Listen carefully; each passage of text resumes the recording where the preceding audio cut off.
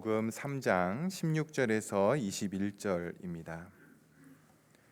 요한복음 3장 16절에서 21절 말씀 한 절씩 교독하도록 하겠습니다. 요한복음 3장 16절 제가 먼저 보겠습니다. 하나님이 세상을 이처럼 사랑하사 독생자를 주셨으니 이는 그를 믿는 자마다 멸망하지 않고 영생을 얻게 하려 하심이라.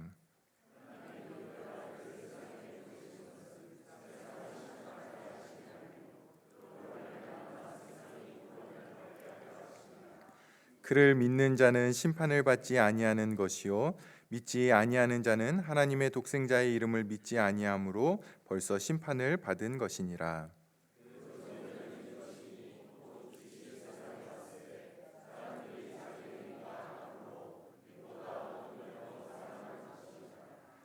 악을 행하는 자마다 빛을 미워하여 빛으로 오지 아니하나니 이는 그 행위가 드러날까 하며 진리를 따르는 자는 빛으로 오나니 이는 그 행위가 하나님 안에서 행한 것임을 나타내려 함이라 하시니라.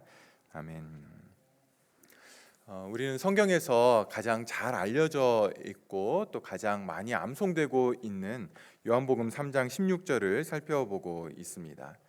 이 요한복음 3장 16절이 교회 안에서 일반적으로 사용되는 것을 보면 하나님이 우리를 이처럼 사랑해서 아들을 주셨다. 그러니까 우리가 그 사랑에 보답하자. 우리가 그 사랑에 조금이라도 보답하기 위해서 헌신합시다. 이런 용도로 종종 쓰이는 것을 보게 됩니다. 근데 여러분, 우리가 좀 솔직해져 볼까요?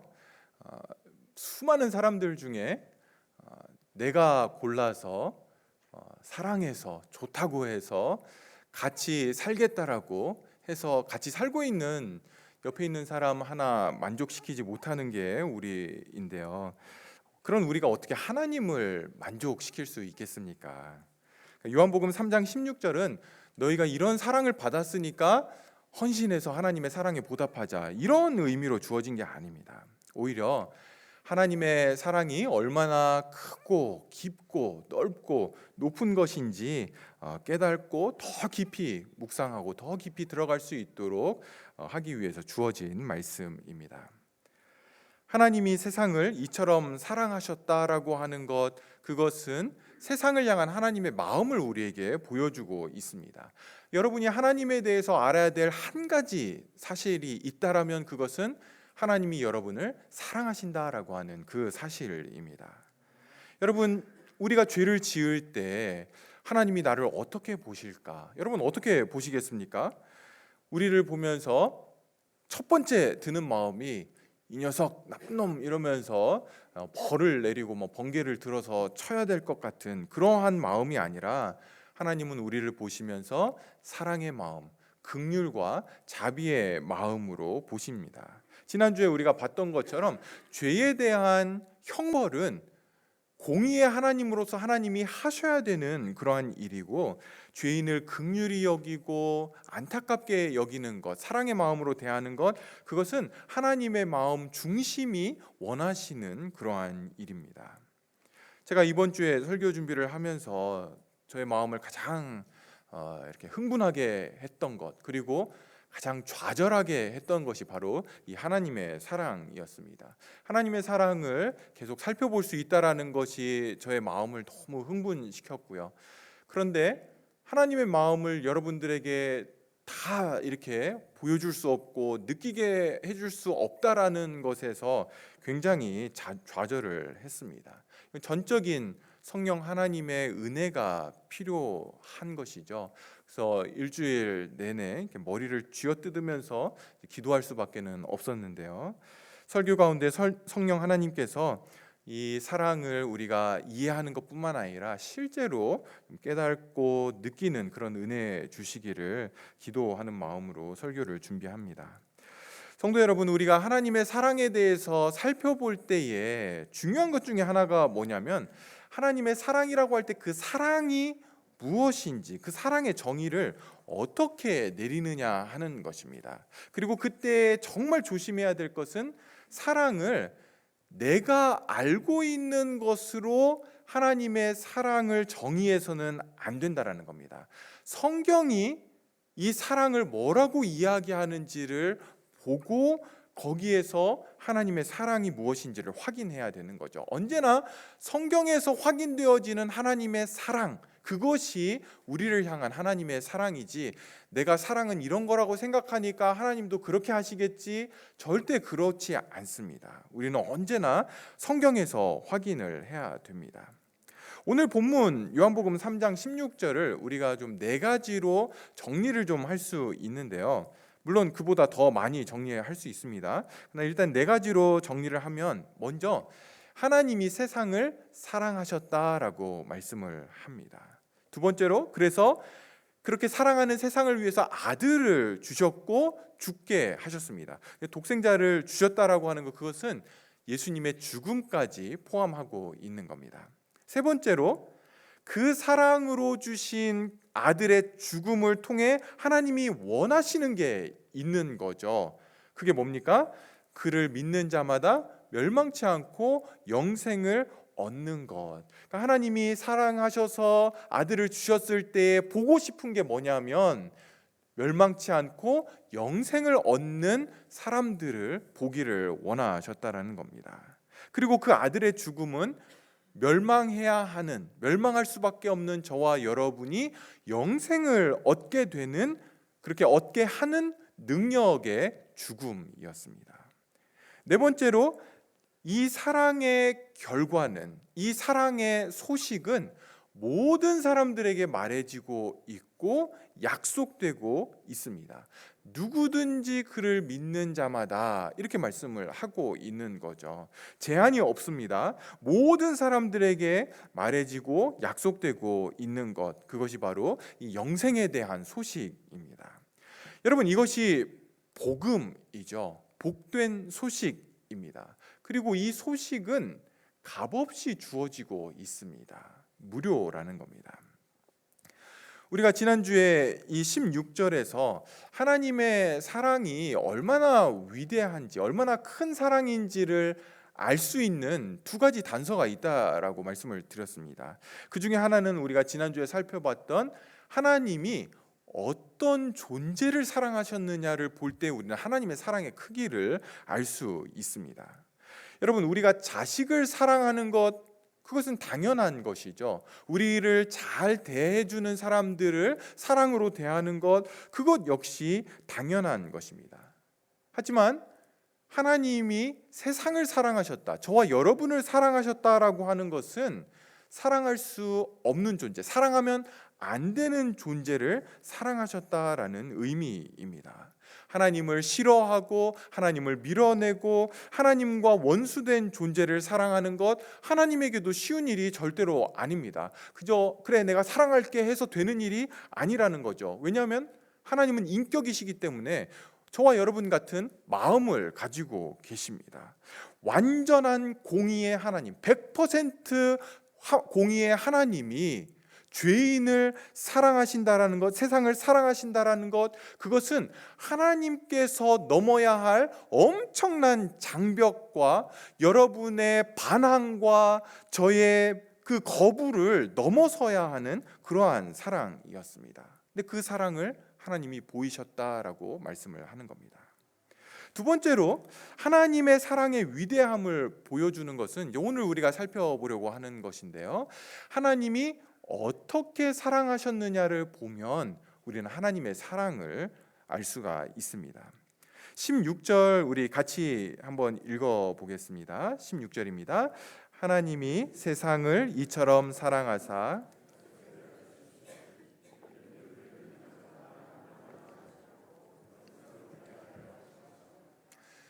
사랑하는 여러분, 하나님께서 세상을 사랑하셔서 하신 일이 무엇입니까? 독생자를 주시는 일을 하신 겁니다. 여기 독생자라는 것 여러분이 알듯이 예수 그리스도를 가리킵니다. 근데 왜 예수님을 독생자 이렇게 부릅니까? 그것은 하나님과 어떤 혈통적인 그러한 부자 관계가 있다라는 것을 보여주는 것은 아닙니다. 성자 예수님은 성부 하나님과 또 성령 하나님과 영원 전부터 함께 계셨습니다. 시작한 점이 없이 영원 전부터 함께 계시는 그러한 존재입니다. 대신 이 독생자라고 하는 것은 성부 하나님과 성자 예수님이 가지고 있는 친밀한 그 관계를 우리에게 보여주는 것입니다. 그런 성자가, 그렇게 친밀한 관계를 누리는 성자가 여럿 있는데 그 중에 하나를 우리에게 보내주신 것이 아니라 하나밖에 없는 성자를 보내주신 것입니다. 이 삼위 하나님, 성부, 성자, 성령 하나님은 같은 본질을 갖고 계시고, 같은 본성을 갖고 계시고, 같은 능력을 갖고 계시고, 같은 영광을 갖고 계십니다. 이 삼위 하나님은 영원 전부터 함께 공동체로 거하셨고, 그렇게 공동체로 거하시면서 삼위 하나님은 그 안에서 영원하고도 완전한 기쁨과 즐거움과 행복을 그 안에서 누리셨습니다. 부족한 게 전혀 없는 그러한 관계, 완전한 그 기쁨과 행복을 누리시는 관계 속에서 성자 예수님, 그 중에 한 분 성자 예수님을 우리에게 보내주신 것입니다. 독생자를 주셨다라고 할 때 그것은 하늘로부터 주셨다라고 하는 의미를 가지고 있습니다. 사람들 중에 아들을 낳은 마리아가 있어서 그 마리아 보고 그 아들을 내 아들이라고 해야 되겠다라고 해서 예수님이 아들이 된 것이 아니라 원래 성자이신 그분이 마리아를 통해 이 땅에 오신 것입니다. 그리고 단순히 이 땅에 오신 것뿐만 아니라 주셨다라고 할 때 그 의미는 죽음에 내어주셨다라고 하는 의미를 포함하고 있는 겁니다. 그러니까 하나님께서 이 땅을 사랑하셔서 독생자를 주셨다라고 하는 것은 독생자를 자기가 죽이셨다라고 하는 의미를 가지고 있는 겁니다. 여러분 17절 보십시오. 17절에 하나님이 그 아들을 세상에 보내신 것은 세상을 심판하려 하심이 아니요 그로 말미암아 세상이 구원을 받게 하려 하심이라. 여러분 예수님께서 이 땅에 보냄을 받을 때에 사명을 가지고 왔습니다. 해야 될 일이 있었는데 그게 뭡니까? 구원을 이루는 사명을 가지고 이 땅에 오셨습니다. 그리고 그 사명은 죽음을 통해서만 이룰 수 있는 사명이었던 것이죠. 그 구원을 위해서 하나님은 독생자를 우리에게 주신 것입니다. 여러분 이게 얼마나 놀라운 일인지 한번 생각을 해보셨습니까? 여러분이 여러분의 자녀들에게 아들이나 딸에게 아들아 딸아 아빠한테 엄마한테 굉장히 큰 잘못을 한 사람이 있어서 이 사람이 지금 벌을 받아야 되는데 네가 가서 대신 벌 받아서 죽고 나는 그 사람을 살리고 싶다라고 하는 것, 이게 바로 독생자를 보내셨다라고 하는 그 의미입니다. 놀라운 일인 거죠. 그래서 바울은 로마서 5장 6절부터 이렇게 이야기를 합니다. 우리가 아직 연약할 때에 기약대로 약속대로 그리스도께서 경건하지 않은 자를 위하여 죽으셨도다. 의인을 위하여 죽는 자가 쉽지 않고 선인을 위하여 용감히 죽는 자가 혹 있거니와 우리가 아직 죄인 되었을 때에 그리스도께서 우리를 위하여 죽으심으로 하나님께서 우리에 대한 자기의 사랑을 확증하셨느니라. 그러니까 의로운 사람을 위해서 죽는 사람이 혹시 있을지도 모르겠다. 선한 사람을 위해서 자기의 목숨을 내어주는 것, 그런 사람 찾기 쉽지 않다. 거의 불가능한 일이죠.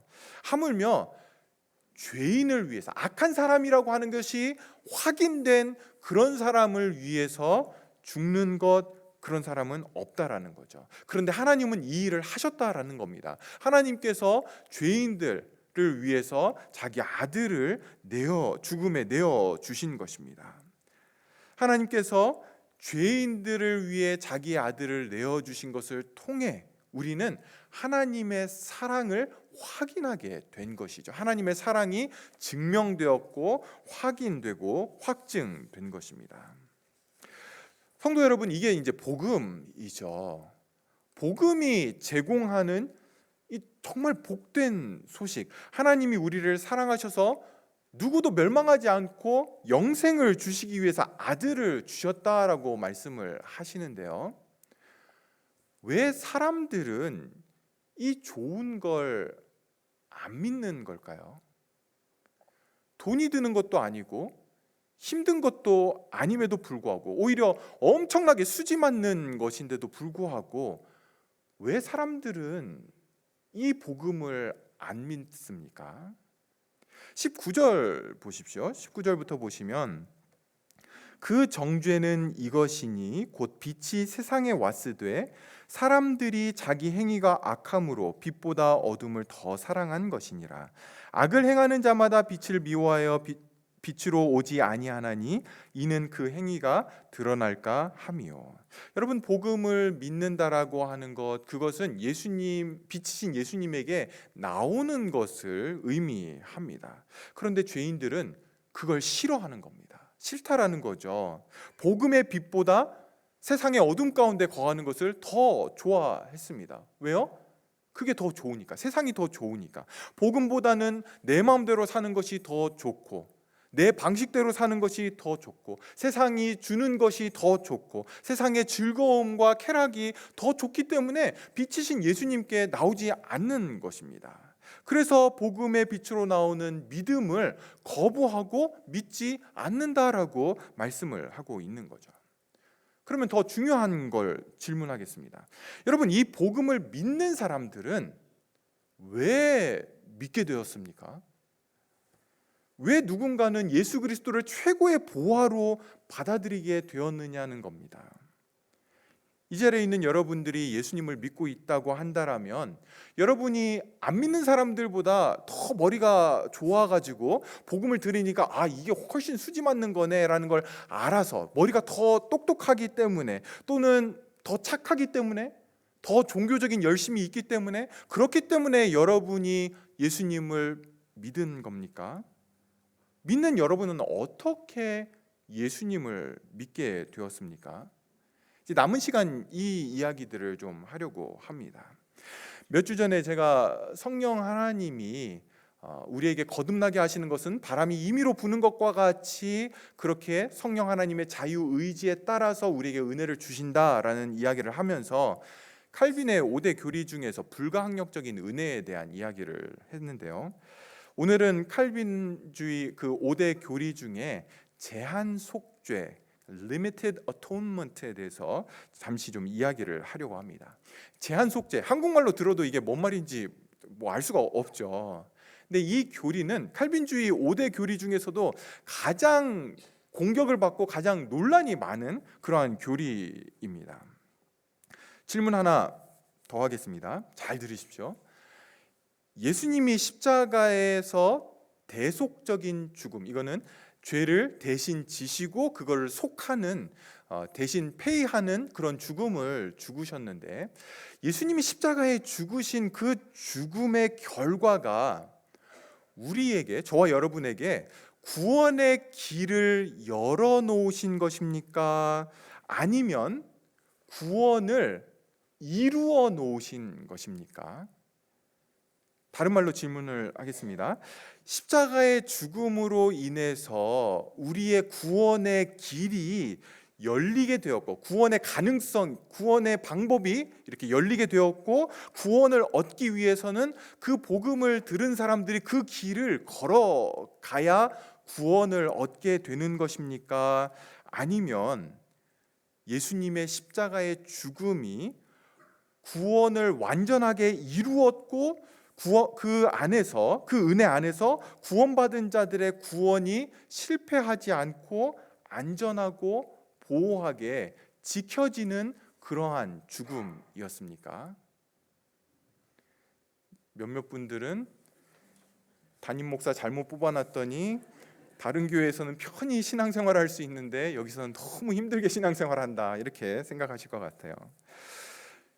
여러분, 제한 속죄라고 하는 그 말 뜻은 무슨 말이냐면 예수님의 속죄가 제한되어 있다라고 하는 의미입니다. 다시 말해서 예수님이 십자가에 죽은 것은 온 인류를 위한 죽음이 아니라 오직 택함을 받은 사람들만을 위한 죽음이다라는 의미입니다. 그래서 십자가의 죽음이 구원의 길을 열어놓고 사람들에게 구원받기 원하는 사람 다 오라 이러는 것이 아니라, 그러한 구원을 제안한 것이 아니라, 구원을 offer한 것이 아니라 구원을 finish한 것, 완성시킨 것, 완벽하게 이루어 놓는 죽음이라고 하는 의미입니다.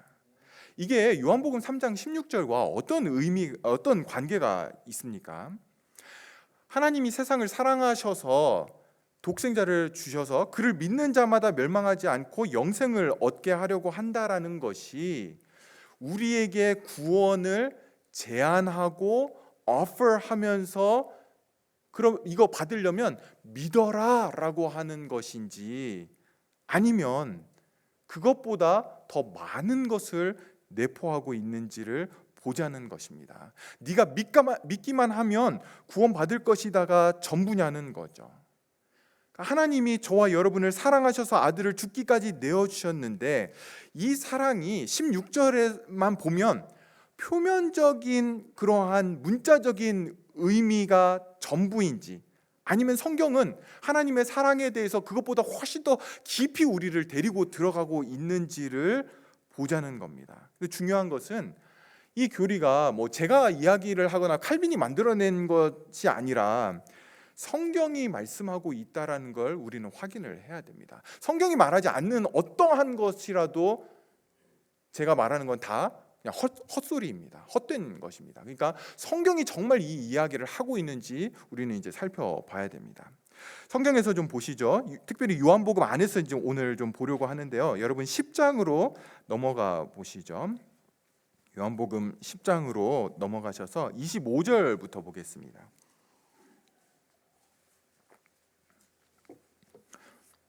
요한복음 10장 25절부터 보시면, 예수께서 대답하시되 내가 너희에게 말하였으되 믿지 아니하는도다. 내가 내 아버지의 이름으로 행하는 일들이 나를 증거하는 것이거늘 너희가 내 양이 아니므로 믿지 아니하는도다. 예수님 주변에 많은 무리들이 있었습니다. 예수님이 행하는 기적도 보았고요, 예수님의 가르침도 들었습니다. 그런데 믿지 않았던 거죠. 예수님이 그것에 대해서 말씀하시는 게 바로 이 25절, 26절입니다. 근데 여러분, 이 말씀을 볼 때, 예수님이 말씀하시는 걸 볼 때에 여기서 양이 되는 게 먼저입니까? 믿는 게 먼저입니까? 양이 아니기 때문에 믿지 않는 겁니까? 믿지 않아서 양이 안 되는 겁니까? 양이 아니기 때문에 믿지 못하는 거다, 믿지 않는 거다라고 이렇게 말씀을 하고 계시죠. 여러분, 이걸 이제 반대로 뒤집어 보십시오. 우리가 먼저 믿었기 때문에 양이 되는 것이 아니라 하나님께서 우리를 예수님의 양이 되게 하셨기 때문에 우리가 믿고 있는 것입니다. 조금 더 위로 가서 보십시오. 11절, 요한복음 10장 11절부터 보시면, 내가 온 것은 양으로 생명을 얻게 하고, 그러니까 예수님이 이 땅에 오신 이유가 뭐냐면 양에게 생명을 얻게 하기 위해서 오신 겁니다. 더 풍성히 얻게 하려는 것이라. 나는 선한 목자라. 선한 목자는 양들을 위하여 목숨을 버리거니와. 그러니까 예수님께서 양들에게 주시는 생명은 자신의 목숨을 버리는 것으로 주어지게 됩니다. 예수님이 자신의 생명을 버리는 것은, 다시 말해서 자기의 양들에게 영생을, 구원을 offer하고 제안하는 게 아닙니다. 자기 양들이 있는데 예수님이 십자가에 죽으시고, 그래 내가 이렇게 해놨으니까 양들아 나한테 오려면, 구원 받으려면 이 길로 와, 믿어야 돼, 이렇게 하는 것이 아니라 양들에게 생명을 주는 것이었습니다. 양들이 그를 믿고 따르고 영생 얻는 것을 확실하게 하기 위해서 예수님은 자기의 생명을 내어 주시는 것이죠. 조금 더 내려가서 16절 보십시오. 또 이 우리에 들지 아니한 다른 양들이 내게 있어 내가 인도하여야 할 터이니 그들도 내 음성을 듣고 한 무리가 되어 한 목자에게 있으리라. 여러분, 예수님은 여기서 그 당시에 자신을 믿는 자들뿐만 아니라 그 너머에 있는 자신의 양들까지, 저와 여러분들, 다음 세대들까지 다 지금 같이 바라보고 있습니다. 27절 보십시오. 내 양은 내 음성을 들으며 나는 그들을 알며 그들은 나를 따르느니라. 내가 그들에게 영생을 주노니 영원히 멸망하지 아니할 것이요 또 그들을 내 손에서 빼앗을 자가 없느니라. 27절에서 예수님의 양은 분명하죠. 예수님의 음성을 듣는 자들이고 예수님을 알고 있고 예수님을 따르는 양들이 예수님의 양입니다. 근데 28절에서 예수님은 그들에게 영생을 주노니 이렇게 말씀하고 있죠. 준다라고 말씀하고 영원히 멸망하지 아니할 것 단정지어서 말씀을 하고 있습니다. 또 예수님의 손에서 빼앗을 자가 없다라고 말씀하시죠. 영생을 제한하거나 영원히 멸망하지 않을 길을 열어놓은 것이 아닙니다. 그 제안을 받아들이고 그 길을 걷는 자들이 예수님의 양이 되는 것이 아니라 예수님은 자신의 양들에게 이미 자신의 양들에게 영생을 주고 멸망하지 않게 하십니다. 예수님의 양인데 영생을 얻지 못하는 양들이 있거나 중간에 떨어져 나가는 양은 없다라는 것입니다. 그런데 만약 예수님의 죽음이 영생을 위한 길을 열어놓은 것이라고 한다라면 그 길을 가야만 예수님의 양이 되겠죠.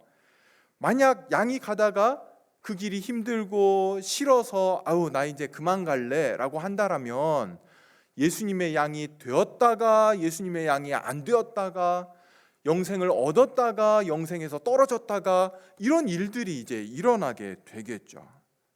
하지만 예수님은 자신의 양을 절대로 빼앗기는 법이 없다라고 말씀을 하십니다. 왜냐하면 자기의 죽음은 양들에게 길을 열어놓은 것이 아니라 영생을 주는 것이기 때문에 그렇습니다. 영생이 취소되지 않는 것이죠.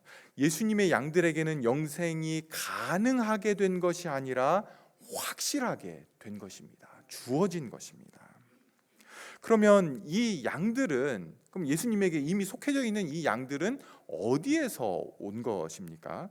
여러분 6장으로 좀 앞으로 가시죠. 6장으로 가서 보겠습니다.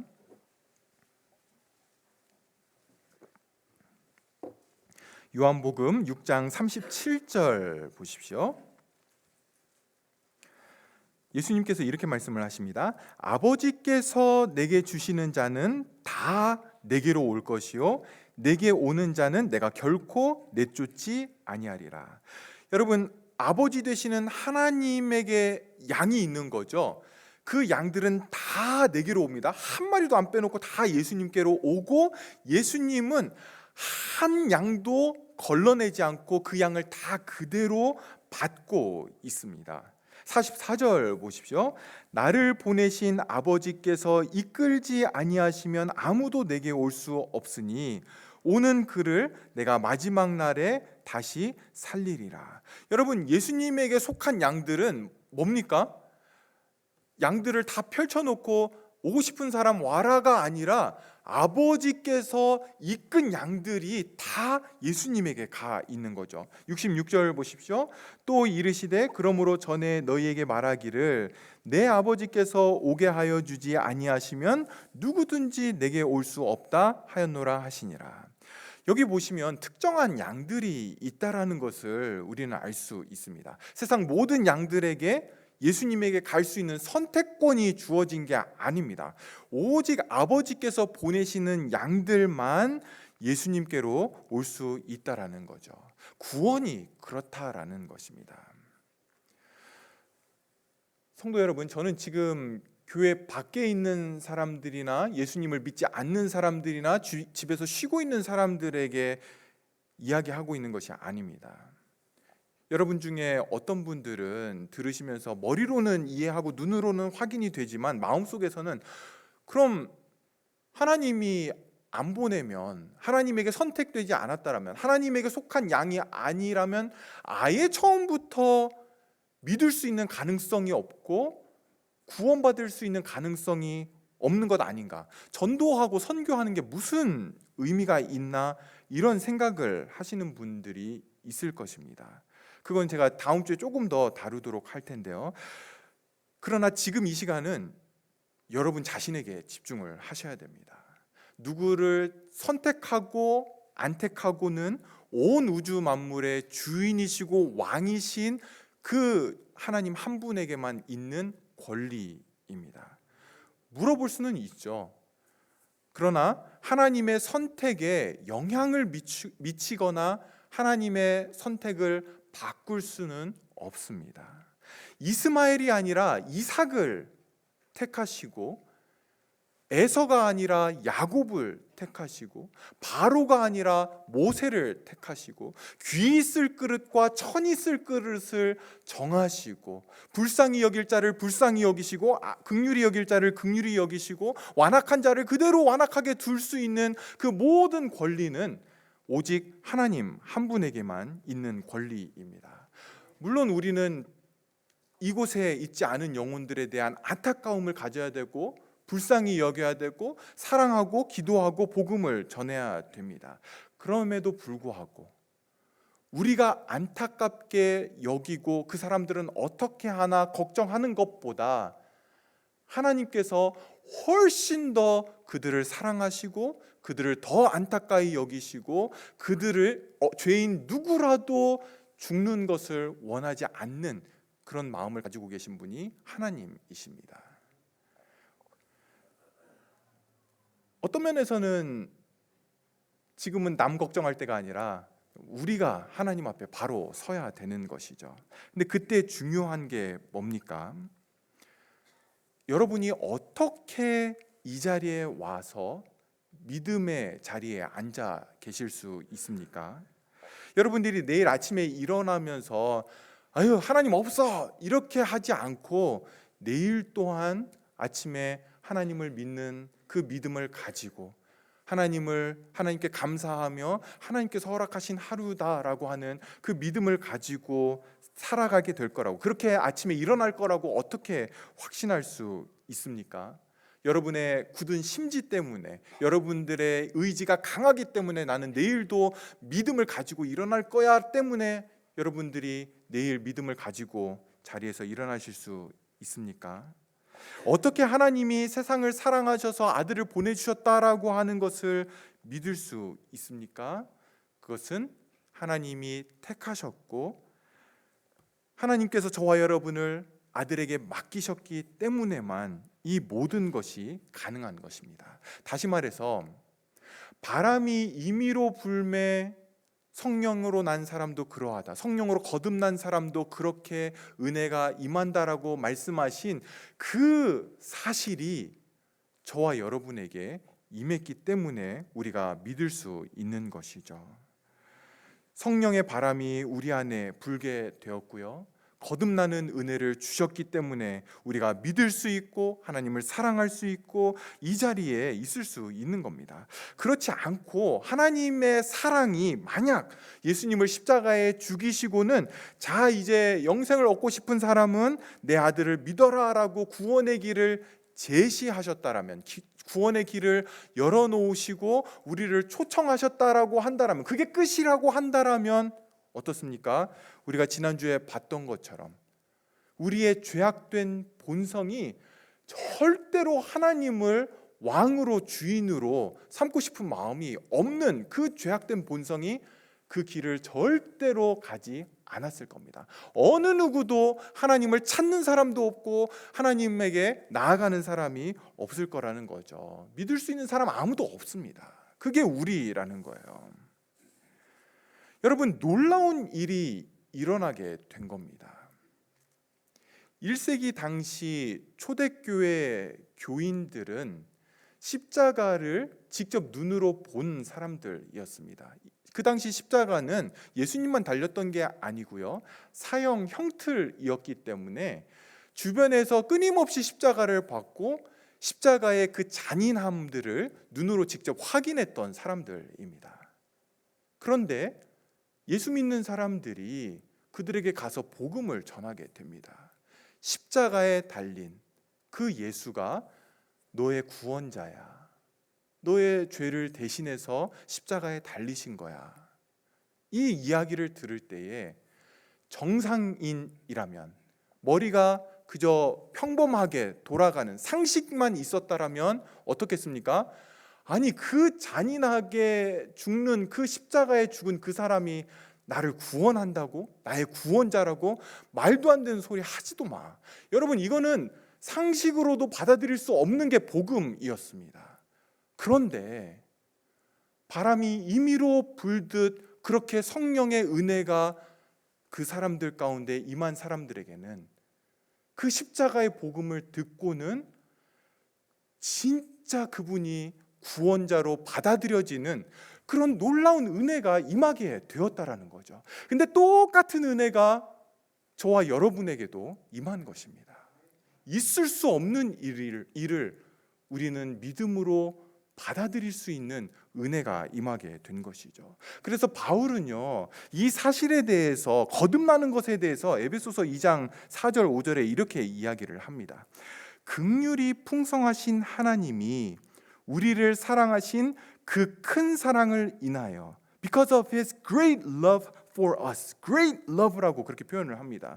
허물로 죽은 우리를 그리스도와 함께 살리셨다라고 이야기를 하죠. 하나님은 긍휼이 풍성하시고 우리를 사랑하시는데 그 큰 사랑으로 인해 우리가 거듭나게 되었다라고 이야기를 합니다. 베드로전서 1장 3절에는 우리 주 예수 그리스도의 아버지 하나님을 찬송하리로다. 그의 많으신 긍휼대로 예수 그리스도를 죽은 자 가운데서 부활하게 하심으로 말미암아 우리를 거듭나게 하사 산 소망이 있게 하시며, 우리가 거듭난 것 그분의 많은 긍휼이 임했기 때문에 그런 것입니다. 네가 믿기만 하면 구원 받을 수 있을 것이다 라고 구원을 제안하시고 길을 열어놓으신 것이 아니라 십자가의 그 죽음은 구원을 완성하는 것이었습니다. 그의 정해진 양들을 위해서 구원을 이루어 놓으셨고, 그 구원은 십자가의 그 죽음 안에서, 그 복음 안에서 안전하게 100% 정도가 아니라 1000% 안전하게 지켜지게 됩니다. 우리의 모든 반응, 우리가 믿고 예수님을 사랑하고 하나님을 사랑하고 예배에 나오고 찬양하고 하나님을 경배하고 헌신하고, 여러분, 이런 모든 것들은요 거듭난 이후에만 가능한 것이지 이걸 통해 우리가 거듭나는 게 아닙니다. 거듭나는 은혜가 있어야만 이 모든 반응들이 따라오게 되는 것이죠. 여러분이 이 사실을 꼭 아셔야 됩니다. 꼭 아셔야 됩니다. 여러분에게 믿음이 있다라고 한다면 그것은 하나님의 큰 사랑이, 긍휼에 풍성하신 하나님의 사랑이 여러분에게 주어졌고 나타난 것입니다. 이게 얼마나 놀라운 일인지 모릅니다. 바람이 임의로 부는 것처럼 성령의 역사하심도 그러한데, 여러분이 하나님께서 여러분을 사랑하셔서 성령의 바람이 여러분에게 불게 되었고, 여러분은 예수 그리스도를 믿는 믿음 안으로 들어오게 된 것이죠. 지금의 시간들을 고난과 또 어려움 가운데서 지내고 있는 사랑하는 여러분, 이 진리가 여러분 안에 생생하게 살아있게 하십시오. 하나님의 그 큰 사랑이 이미 여러분에게 나타났습니다. 그래서 여러분들이 믿을 수 있게 된 겁니다. 그의 많으신 긍휼이 여러분이 거듭나는 순간 이미 나타났고 지금도 계속되고 있고, 여러분이 하나님 앞에 서는 그날까지 반드시 안전하게 이 구원을 이루실 것입니다. 절대로 여기서 떨어져 나가는 사람은 없게 될 겁니다. 그렇기 때문에 여러분이 지금 예수 그리스도를 믿고 있는 것이고요. 한 가지 이야기만 더 하고 마무리하겠습니다.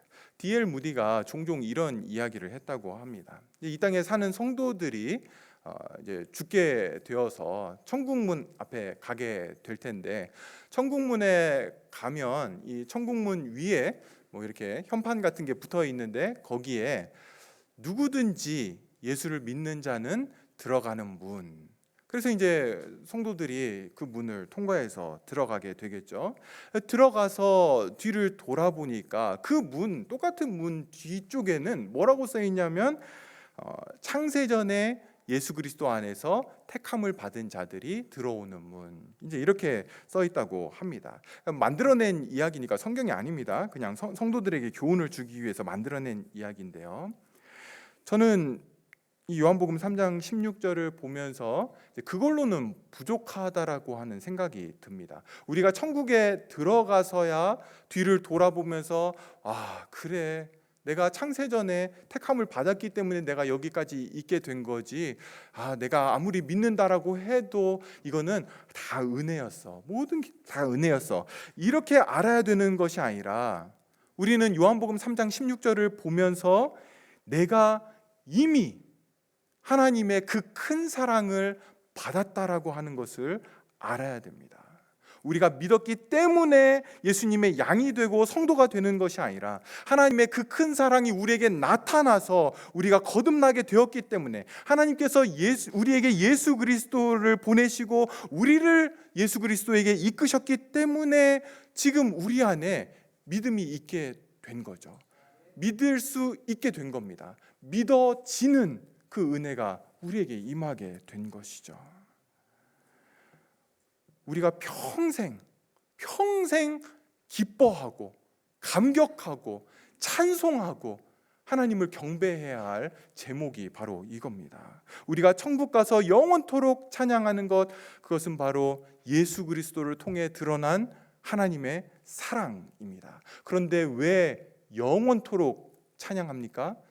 하나님의 사랑이 너무 무한히 크기 때문에, 천국에서 날마다 우리는 하나님의 사랑의 그 깊이를 더 보게 되기 때문에 영원토록 찬양해도 다함이 없는, 우리의 마음이 식지 않고 지루해지지 않고 감격으로 하나님을 찬양하게 되는 것이죠. 그런데 그걸 우리는 끌어다가 이 땅에서 그 삶들을 살아내야 됩니다. 천국처럼은 안 되겠죠. 천국 가면 훨씬 더 놀라운 감격 속에서 찬양하게 되겠지만, 이 땅의 성도들은 그것을 끌어다가 이 땅에서도 그 감격 속에서 그 사랑으로 살아가도록 부름받은 자들입니다.